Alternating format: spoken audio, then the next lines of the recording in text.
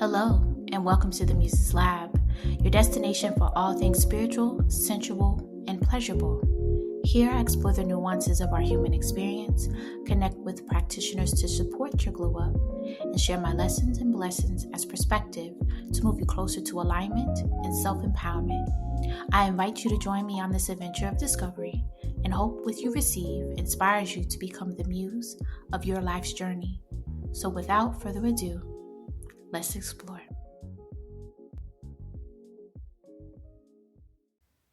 Hello, and welcome to the Muse Lab podcast.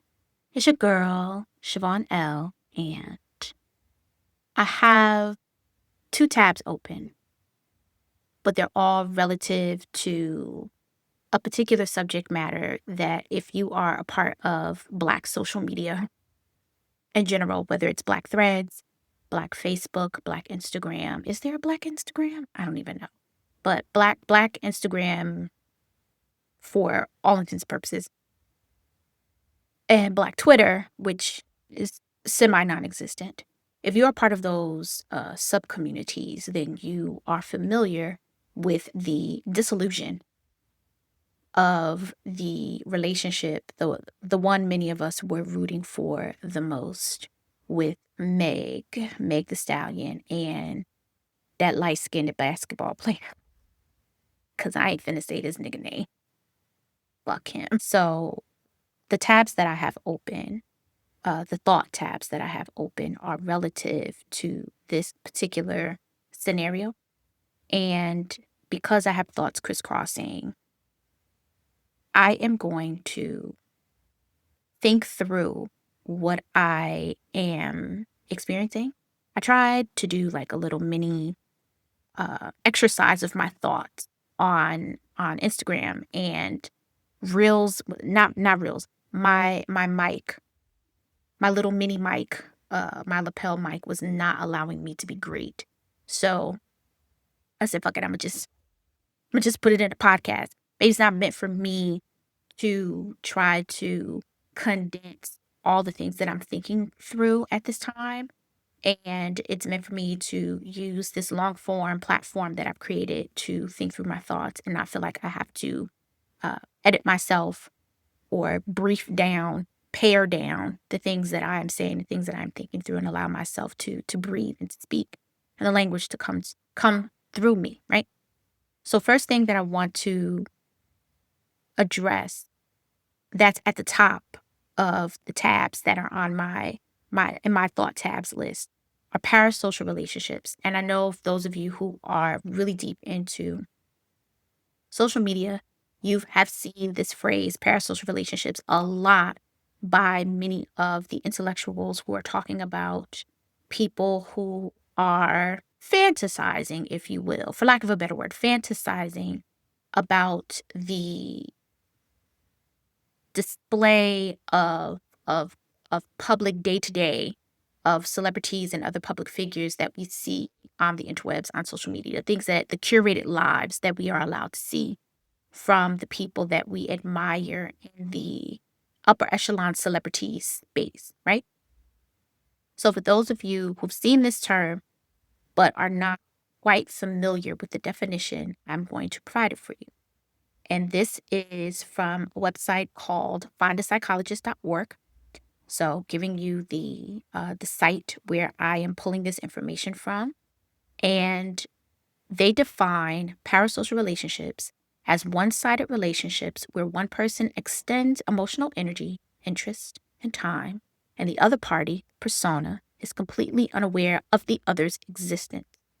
Parasocial relationships are most common with celebrities, organizations such as sports teams, or television stars. Parasocial relationships expand the social network in a way that negates the chance of rejection and empowers individuals to model and identify with individuals of their choosing who naturally elicit an empathic response. For some, the one-sided nature of the relationship is a relief from strained complementary relationships in their real life. Parasocial relationships are cultivated by the media to resemble face-to-face relationships, and over time, so many experiences shared with John Daly or Justin Bieber or Jay-Z that we develop an intimacy and friendship with the media user and feel that they know us and understand us. I'll go even further to say, in the past, parasocial relationships occurred predominantly with television personas. Now, these relationships also occur between individuals and their favorite bloggers, social media users, and gamers. The nature and intimacy of parasocial relationships has also matured. Reality television allows viewers to share the most intimate and personal lives of television personas, and celebrities openly share their opinions and activities through various social media outlets such as Twitter and Facebook. It also talks about having 24-hour access to these media users and how it has increased internet dependency that lead to increased parasocial interactions. So it's like when you have your favorite influencer who talks about someone who comes into their comment section and speaks to them as if they know each other, as if they have known each other for years, and they talk crazy to them on interwebs. I've had some of that happen to me as well, and I am by marketing standards considered a micro influencer, right? And that label, that identification goes by the amount of followers that you have across your social media platforms. Well, if I actually count the amount of followers that I have across social media platforms, I'm actually a macro influencer, not a micro influencer. If I'm only going by my Instagram page, by one Instagram page that I have, I'm considered a micro influencer. But if I include all 3 Instagram pages that I have, my Facebook, TikTok, Threads accounts, I am a macro influencer. All those accounts together equal to about 11K followers, people who are part of my online community. So that's about 11K folks who are part of my online community across all 5 of those platforms, or 5 of those pages across 3, 4 platforms, right? Cool. So it's talking about, or it's giving the identification of how these parasocial relationships that many of us have created with those who are public figures, celebrities, influencers, and the like on the interwebs. And essentially, that's how we have people who are our besties in our head, or our cousin in our head. And we identify with a lot of their values, at least the things that they curate on their social media platforms. We identify with their values. We identify with some of their beliefs. A lot of the things that they share, giving that preachy like advice and sharing their experiences, things they've learned in the industry, things being at their station has taught them about friendship, family, so on and so forth. And we relate to those things. And that's how we build a closeness and a virtual intimacy with people whom we don't know. And because Meg and that light-skinned basketball player with the last name Thompson uh, displayed such deep, intimate lover energies, because all of that was shown to us, that was put on display. And because we are familiar with Meg's story, how she is an only child, mom, her grandmother, people who have raised her are no longer here. She doesn't have any siblings. We don't know what type of connection that she has with any cousins or anything of that nature. We know at the very surface, we know that family is very limited for her because the people who raised her are no longer with us.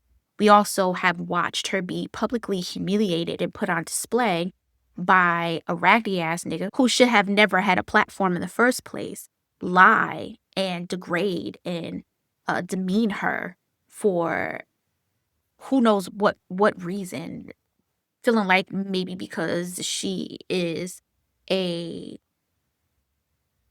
a megastar, essentially, that he needed to humble her in some type of way, right? So we watched all of those things be put on display.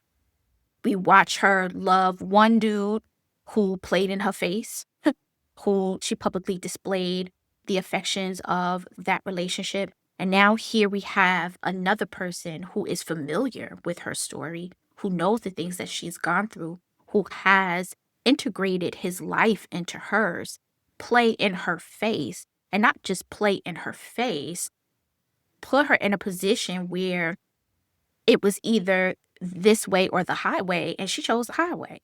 Shout out to her. Because you're not gonna back baby into a corner and think you my only motherfucking option. Like, you're not gonna do that. So, of course, all of the black women are in an uproar because fuck this nigga. And two, we know her story.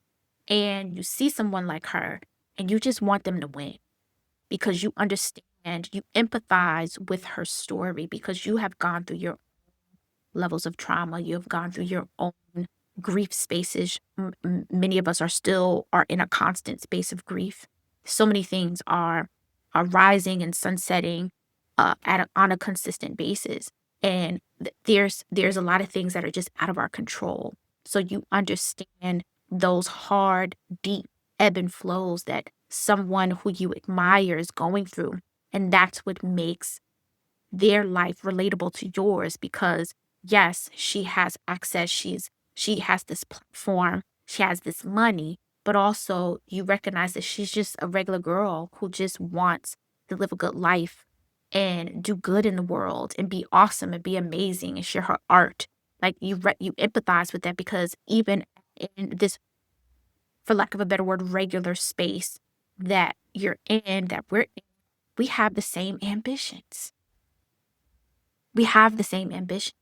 So yes, while this is a parasocial relationship, we empathize because we know what that feels like. A lot of us know what that feels like, right? Whether we have the large platform or not, we know what that feels like because this is regular nigga shit that happens in the hood. Yeah.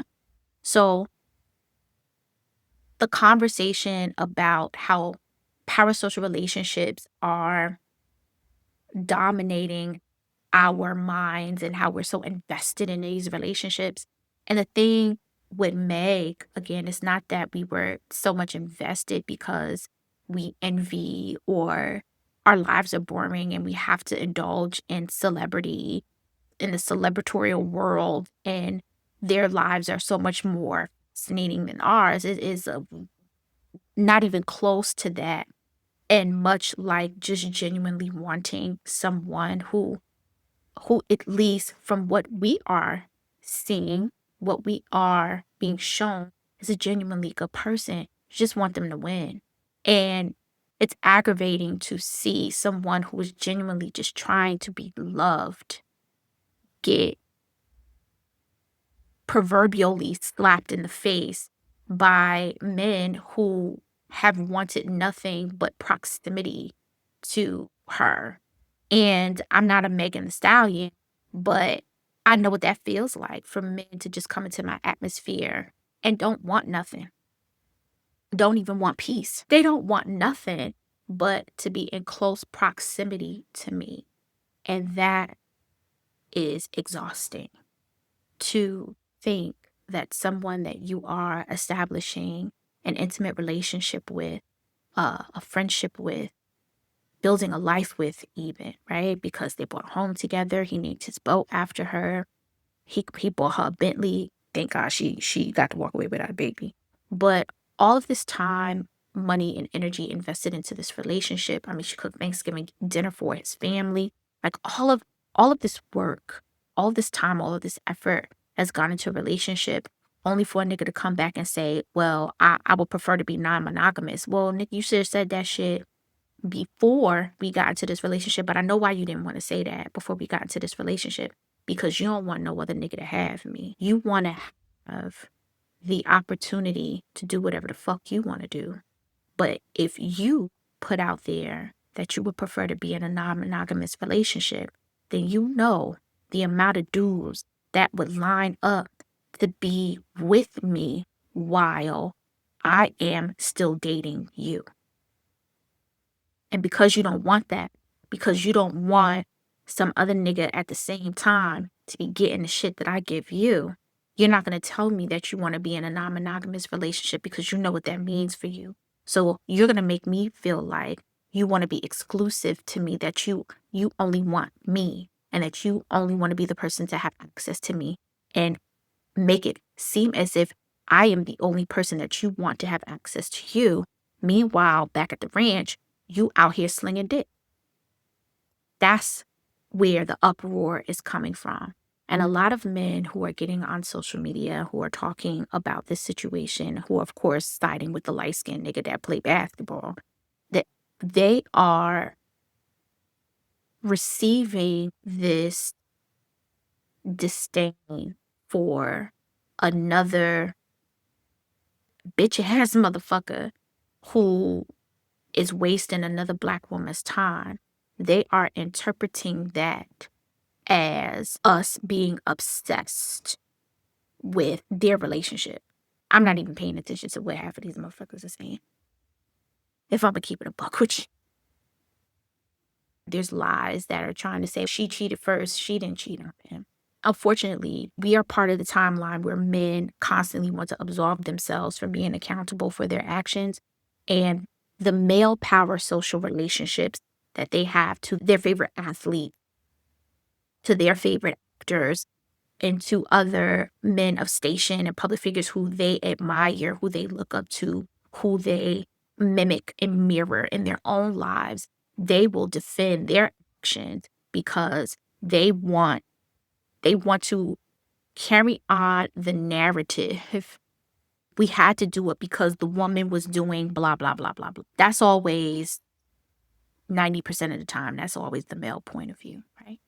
This parasocial relationship that many of us have with Meg, and rooting for the hot girl coach to really enter her lover girl era and finally be with somebody who she can grow and build with and be soft with and feel supportive, and to see it was all a facade is just a reminder that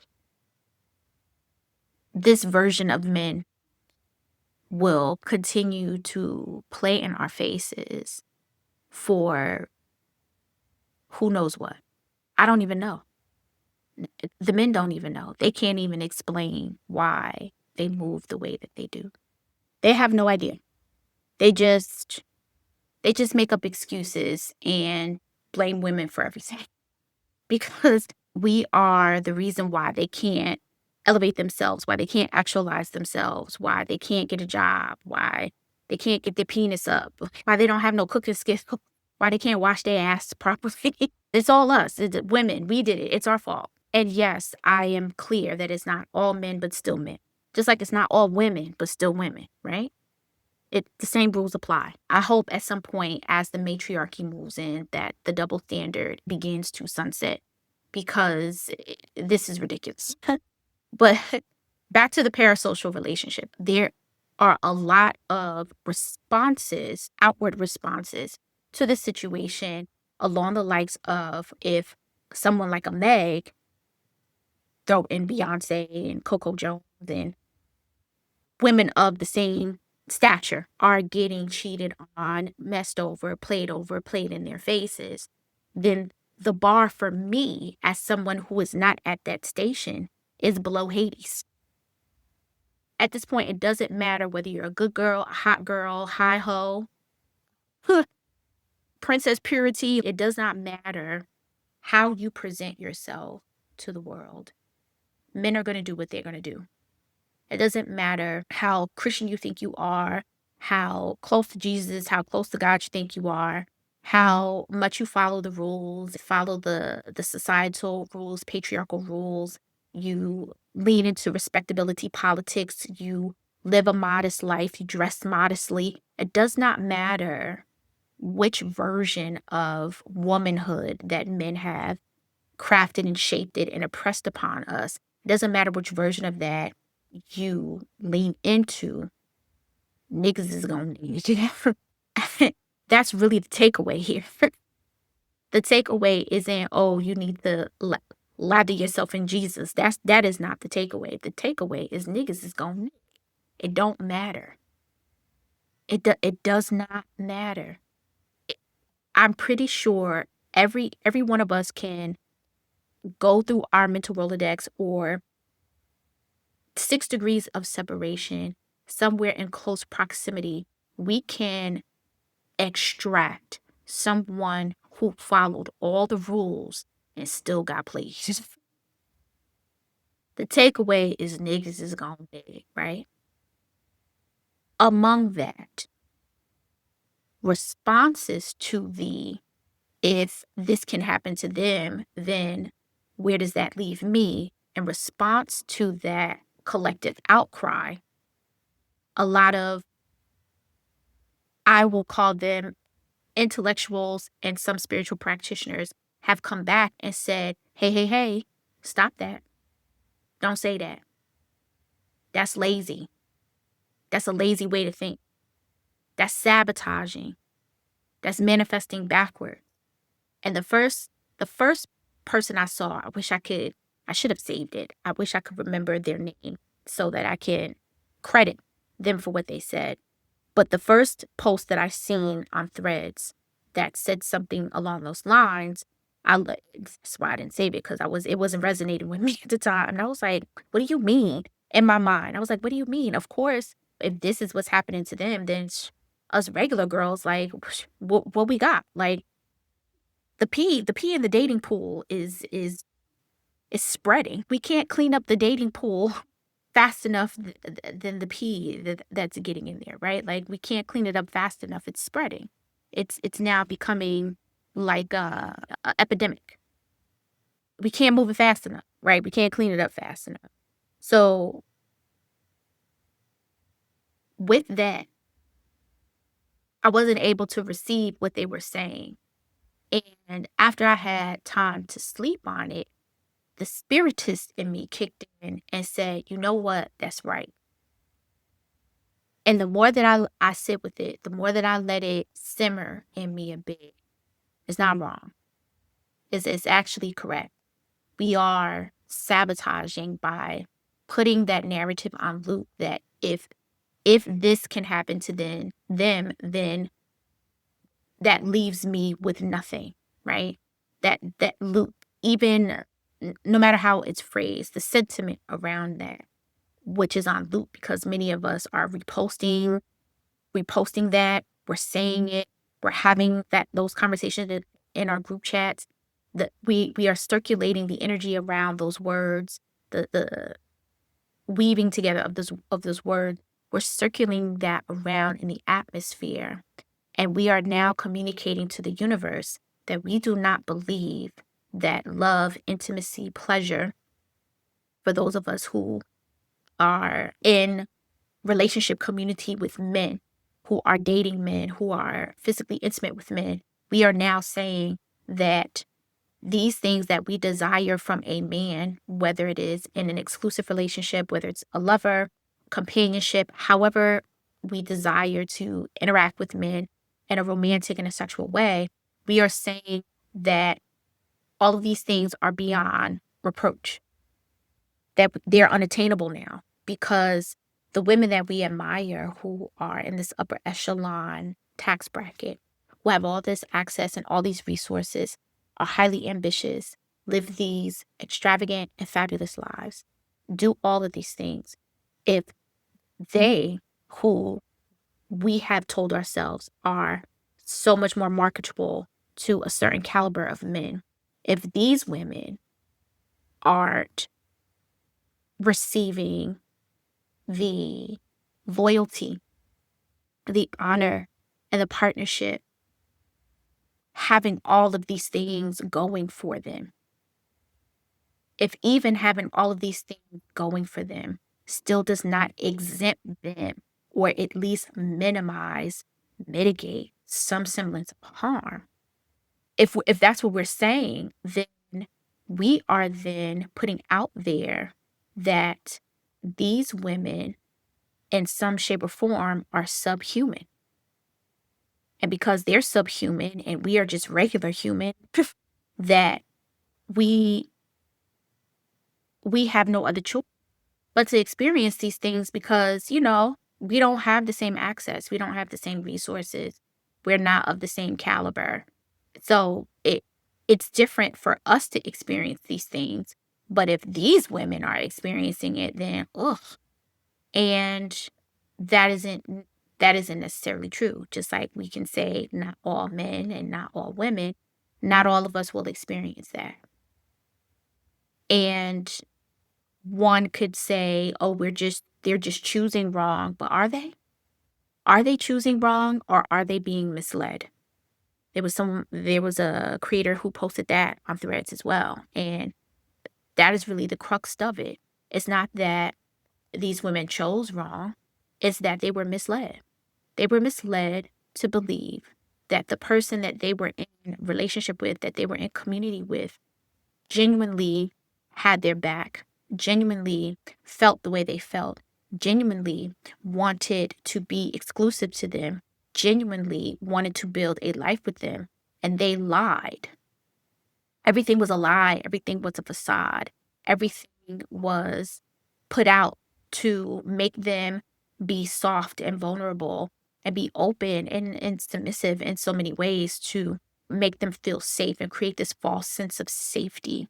And because they misled and they misconstrued who they were and their intentions, and they created this faux space of safety and openness with that person and allowed themselves to be put on display to love out loud, to be loved out loud, right? That's another thing. I'm gonna circle back to that, bookmark that. They allowed themselves to be loved out loud by these people, by these women. That's the woman's fault. No, it's not. Not our fault. It's not our fault that we want to love out loud and that we should not be punished for wanting to do that. It is not our fault that we believed that this person, how they presented themselves, was real, and that instead of throwing away a relationship, that we decided to do the best that we could to make it work because we genuinely loved this person and we genuinely believed that this person loved us. It is not our fault that we didn't walk away immediately. It is not our fault. And there are a lot of men and a lot of women who are trying to perpetuate that narrative that it is the fault of the woman who chooses the wrong man and doesn't see the sign and doesn't catch the red flags. And you know what? Sometimes I've said those things too. Sometimes I've said, well, duh, the red flags should have been obvious. And for a lover girl or for someone who is genuinely trying to be in a functional relationship with a person after having so many mishaps, so many missteps, so many failures, if you will, they might ignore some of those red flags because they genuinely want to make it work. That is not the woman's fault. And it is not okay to then turn around and blame the woman for the man who misled them and put them in a space to believe that they were genuine about how they were showing up for him. It is very nasty work. That is very nasty work to place the blame on a woman to absolve the man for his part and how he has created harm in a relationship that he portrayed to be something that he wanted. On the thought of loving out loud. So, post on Threads by Brittany A. Green reads, "There's nothing wrong with loving someone out loud. The problem is not that she was happy. The problem is not that she claimed him, my man, my man, my man. The problem is not that she let the world see her soft. The problem is the person who took that love, stood in it, benefited from it, and still chose to betray her. Stop making women feel foolish for loving openly. The shame belongs to the person who mishandled that love." And that resonated with me because, of course, you're going to have a lot of creators that are saying, that's why I don't post nothing about my me. Y'all not going to know nothing about posting some dusty man on my page. Da, da, da, da, da. Like, okay, yeah, true, right? That's at your own personal discretion. But for those of us who are tired of feeling like we have to constantly closet our emotions because of fear of another woman seeing how we're living and throwing some evil eye, or some dusty nigga taking advantage of that access of being shown like public displays of affection, virtual public displays of affection, and misusing that. Like, there are a lot of us who are tired of having to closet how we express ourselves and the joy of being loved on and being in a relationship, and do not feel like we need to constantly have to be in secret with how we are experiencing love and want to share that with the world, particularly if we have a platform of women who we are in community with. We want to be an inspiration for others to let other women know that, yes, you can go through the trenches, you can experience loss, failure, if you want to call that. You can experience all these things and you are still worthy of love. And for that moment, how it was shown and curated for us, Meg's relationship with that light-skinned nigga became a testament of, yes, you too can have these experiences and you are still worthy of love. That's why we rode so hard for Meg, or we ride so hard for Meg, really. That's why we ride so hard for Meg. That's why we were so invested in that relationship, because we loved seeing her in love. We loved seeing her having the ability to be soft. We loved seeing what it felt like, him loving on her, pouring into her, again, treating her like the goddess that she is.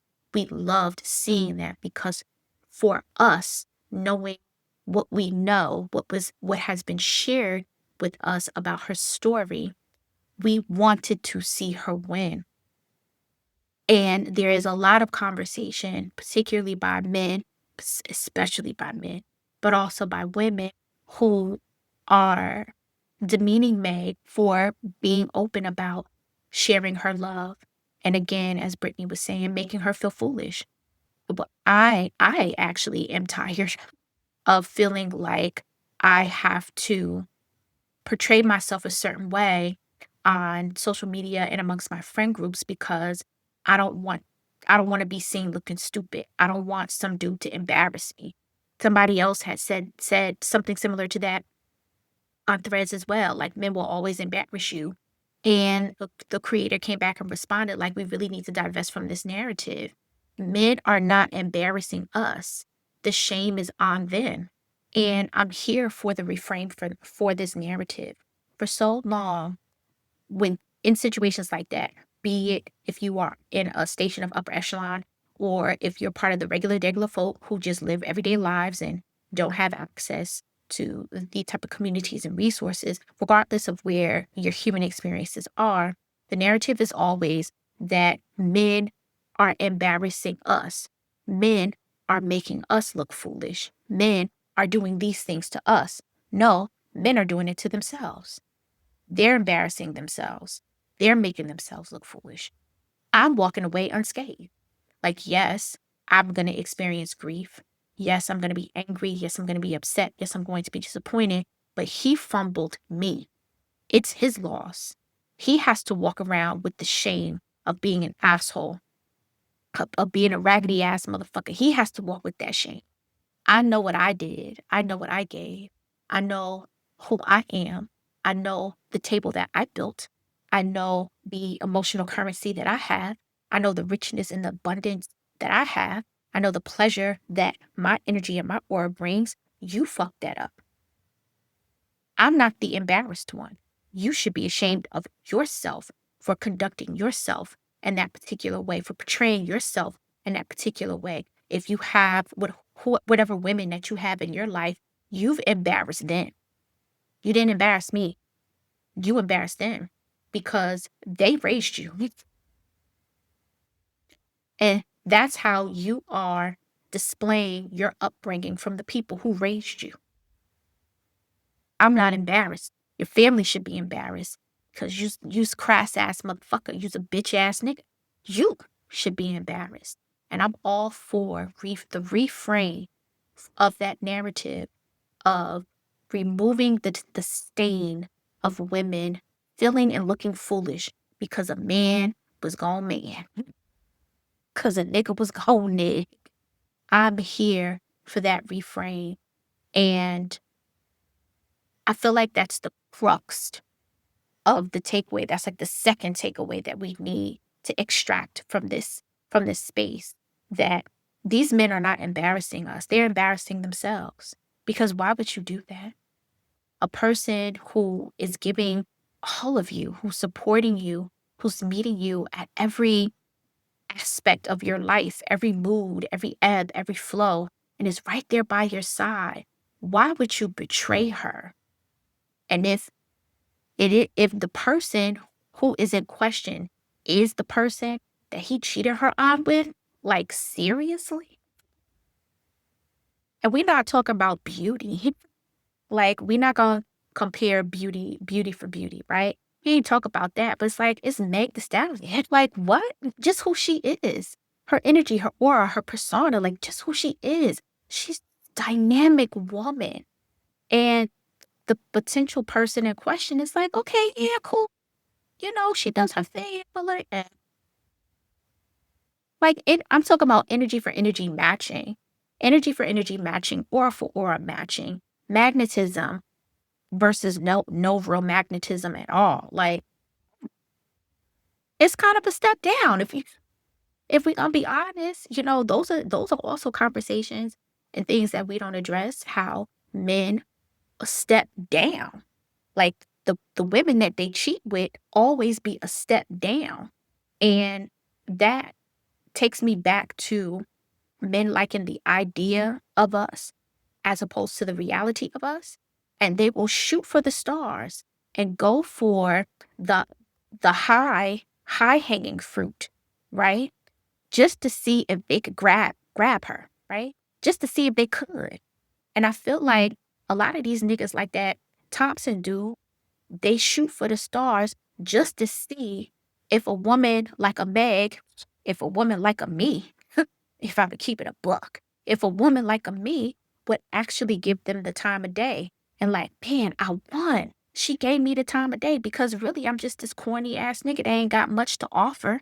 So if me as this corny ass nigga, if I could pull a Meg, oh, all the men will want to be like me. And I believe that there are a lot of men who have that mindset, that they shoot for the stars, they go for the woman who is way above their station, who they really can't match the energy, who they can't match the magnetism, they can't match the aura, they can't keep up, right? So they'll go for that woman, hoping that they can just bring them down a few notches to their level and allow them to get comfortable with bare minimum, with subpar, right? Can't come to a goddess without no offerings. So you offer something, like you start the offering off knowing what it is they've been desiring. Very similar to situation with my ex, right? Because I was using social media as an open diary, he knew what to say, how to say it, when to say it, and what to use against me to make me feel like I wasn't putting in the work in the relationship, or I was running, or whatever it was, to make me, to manipulate me, to mentally confuse me. And because of that, he was able to get a lot further than he should have gone. Like, in the first 2 weeks, I knew he and I weren't there, but because I have always walked away from relationships, I've always, air quotes, ran from things. I operated in a space of escapism. I was emotionally unavailable for a very long time. I referred back to those moments, to those parts of myself that were in a space of resolve that I was working through, those shadow areas that I was working through.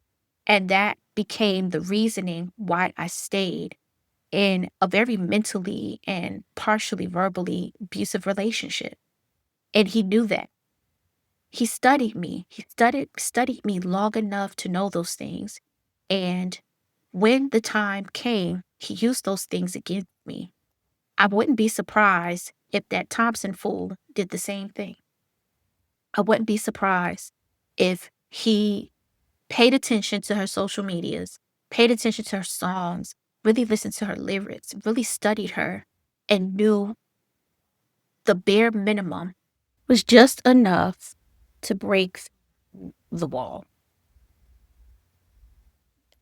This isn't necessarily coming off the heels of Party, but I mean, Party was kind of like the last open relationship that she was in. So what I am noticing is that when men like that light skinned fool are looking to increase their social currency with someone who is really dynamic and making a name for themselves. And this isn't to take away from his basketball career because he's a Hall of Famer, right?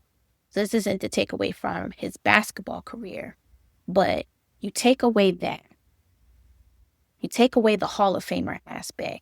What else does he? Because until he started dating Meg, I didn't know who this. Well, I didn't know him. I knew who Steph Curry was, and I didn't realize him and Steph Curry was kind of like another light skinned dream team. I'm probably saying that wrong too.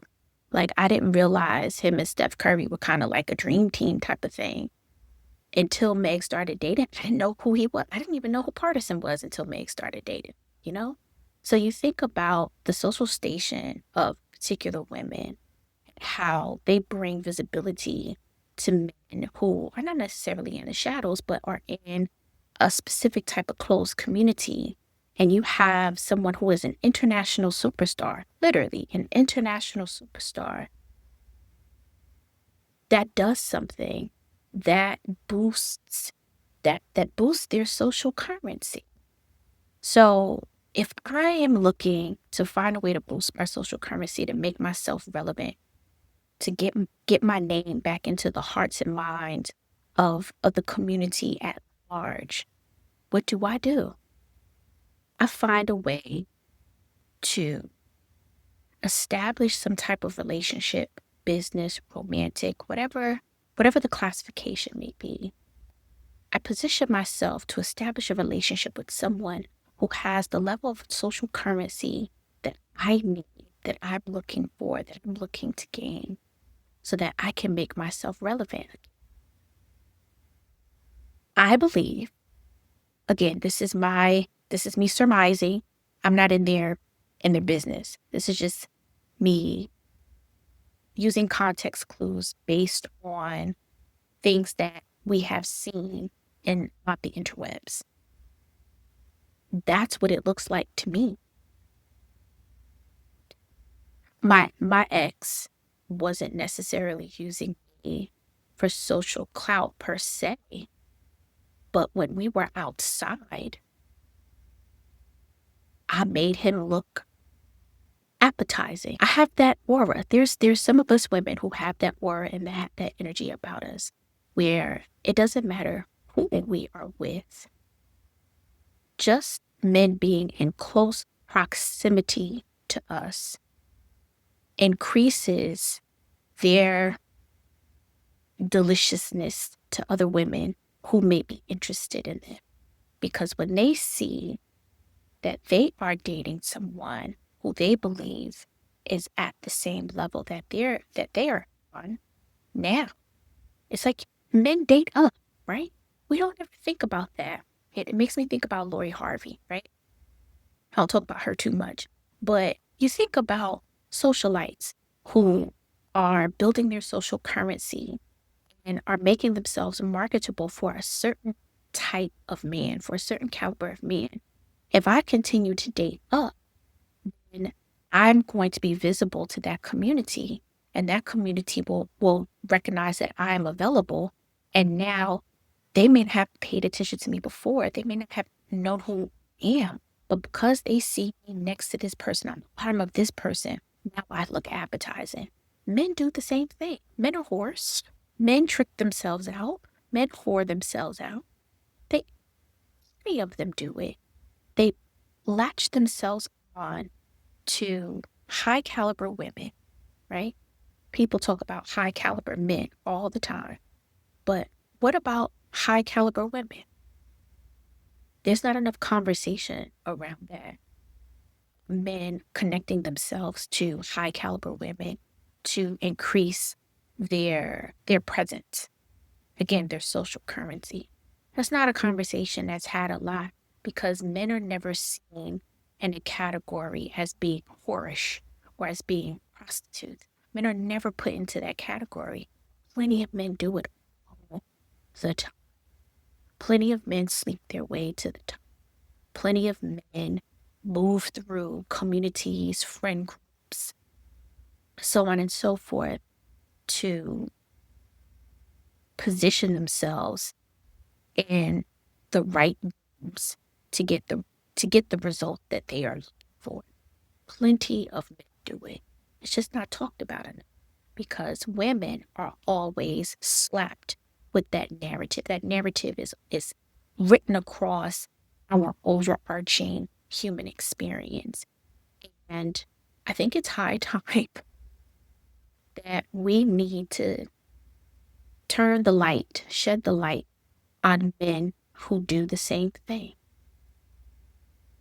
That's a theory that I have, that that light-skinned basketball player used Meg's social clout to make himself relevant and get him to be appetizing to women of a lower station or just the women that he genuinely wanted.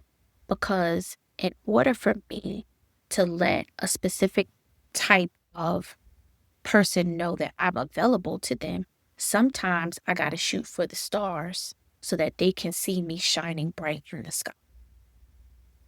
Because I wonder, whoever this person that he cheated with, whether it was the person that they were claiming on the internet it was, or whomever it may be, I wonder, were they even paying attention to him before then?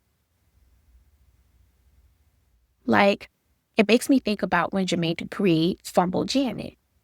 I mean, most of us, particularly in the Black community, we knew who Jermaine Dupri was. But when he started dating Janet, that put him, like, I didn't look at him different, but people looked at him different. He started dressing different. His energy was different. There's some women who, just by being in close proximity, upgrade. Just me standing next to you, I've upgraded your energy. I've upgraded your aura, upgraded your magnetism just by me standing next to you. And my gosh, if I let you fuck me,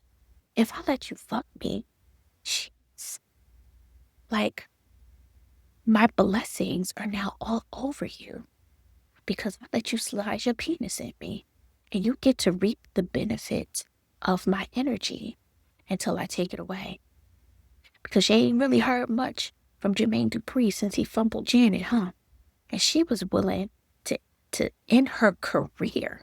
She wanted to be a housewife, have a baby. She was willing to put all of that away for him. And he cheated on Janet. It's just like Neil Long's ex. You cheated on Neil Long? What are you doing? What? Where's the smarts? You got so big upon yourself because now all the women that you didn't even think would be interested in you, they're all gravitating to you because they see you shining in the sky with the star that you were able to capture. It's diabolical. It's disgusting. I want to circle back to parasocial relationships. It's probably the last part I'm going to talk about. And I wanted to circle back to parasocial relationships because, again, it's a huge conversation on it. But most of us, well, I'm saying us, but I'm speaking in terms of the collective. Most of us are always getting our fingers wet because of our proximity to parasocial relationships or being involved in parasocial relationships. And that reframe of not labeling women for looking foolish because they chose to live out loud in their love. It makes me think about these parasocial relationships and how, if navigated well, could be a space of inspiration. I can say that I was inspired by Meg's relationship, even if it was a facade, which unfortunately it was. Even the fantasy of it, I was still inspired by it because it gave me hope. My proximity to Megan Thee Stallion isn't that I think. Uh, I mean, she's like my cousin in my head because we Black and she a girl's girl and I love her energy. But I don't think I'm ultra familiar with her. If I happen to see her out in the street, I'm not. I may not run up to her like I know her. I'm not gonna act weird, but I'm not gonna be talking to her like we was just hanging out like 5 seconds ago. I have respect for people's personal space, and I recognize where being a public figure puts you, right? It doesn't necessarily mean you're unreachable and untouchable, but there's just a certain level of boundary and space and respect that you give people who are in in that in that area at that station, right? But I was inspired by that. It genuinely gave me hope that there was a lid for my pot, that there was someone out there for me who would love on me like that. Not love bomb me, but love on me like that because that's what he wants to do. He sees and he wants to reciprocate that type of energy to me. He wants to anticipate my needs. He wants to show up for me. He wants to build with me. He wants to be in partnership with me. That gave me hope that such a relationship is possible and that it could exist and that I could be comfortable being happy and joyous and in love and letting my community see me in love. Because by letting my community see me in love, that then gave them hope that they too can achieve the same thing. And I believe if we looked at navigating parasocial relationships in that regard as a source of inspiration, maybe even some aspiration, and not in a way where we're so invested that we take that connection to someone over a boundary, like crossing a boundary to where it gets creepy, weird, right? Not in that regard. But if we see parasocial relationships as a tool of inspiration, we tune in to the life that our favorite public figures and influencers and celebrities and like are curating for us. And that then becomes something that we set out to achieve because we want to have that for ourselves. I feel like that's healthy. It's healthy to see representation. It's healthy to see Black women living in luxury, living in joy, living in love. It's healthy to see because for so long we weren't allowed to see them. It, it's been what, 50 something years? Maybe longer.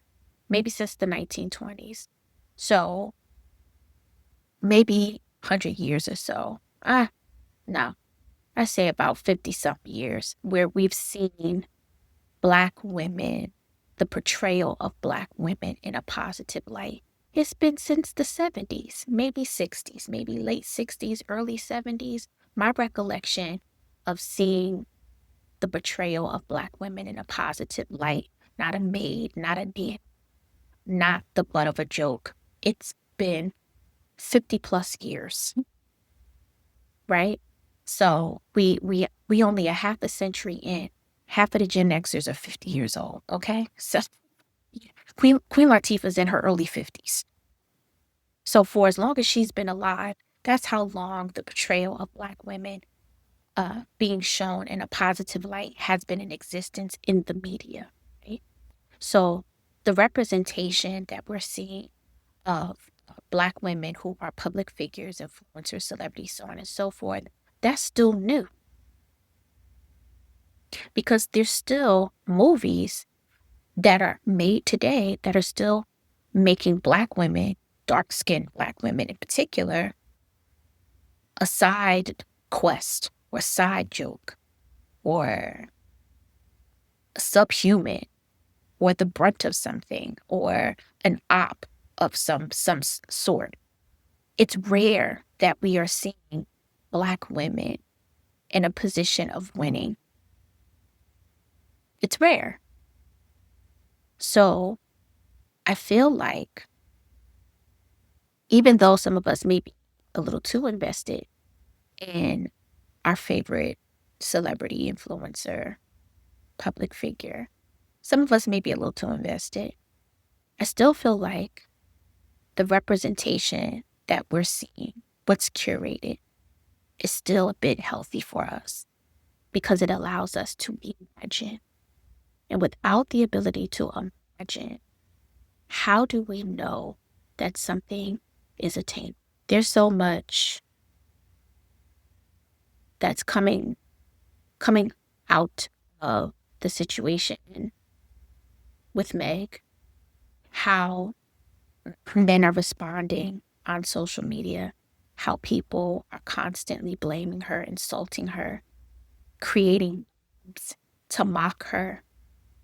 And it's just a testament to how it doesn't matter what you do.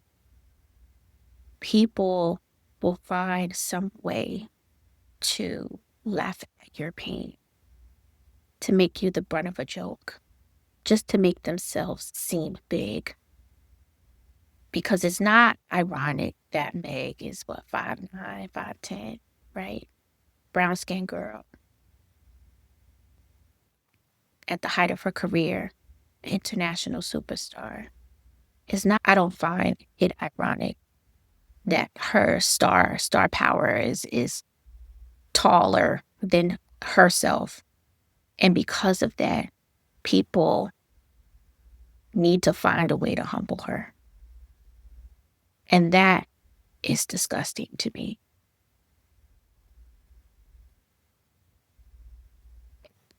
Yeah. My brain is going because it's like you want to share your wins with people. You want to share your love with your community. But it's always that one who can't seem to figure out how to actualize for themselves that gets green with envy or feels like they've told themselves this narrative in their head that you think you're better than me because you have XYZ. So I hope this happens to you. I hope that happens to you. Just throwing evil eye all over the place. Sometimes parasocial relationships ignite people to throw nastiness towards your way. And truth is, you can't escape everything. And we'll all hit rocky points in our life's journey, in romantic relationships, platonic relationships, in our relationship sector. We'll hit rocky points. We'll hit bumps in the road. But if we allow the anticipation of that to prevent us from simply living our lives, we'll never get what we want. We'll never be happy if we police our happiness, if we police our joy, because we are trying to preemptively navigate what we think people might do, like trying to create a use case scenario and utilize that to not even curate, to orchestrate how we show up in the world and in the digital space. If we spend so much time trying to be strategic in that area, we'll never live. We'll never allow ourselves to exist. We'll never allow ourselves to take up space because we'll be too busy on guard.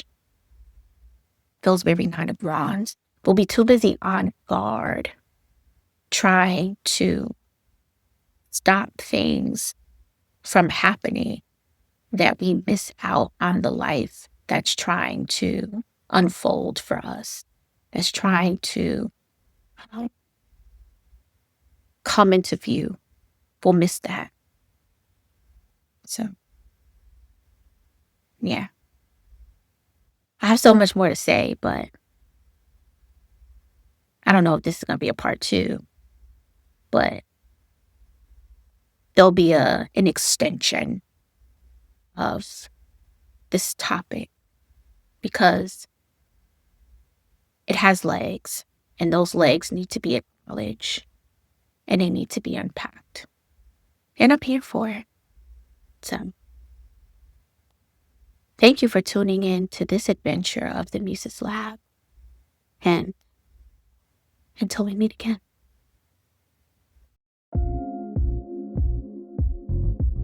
Thank you for tapping into this week's adventure.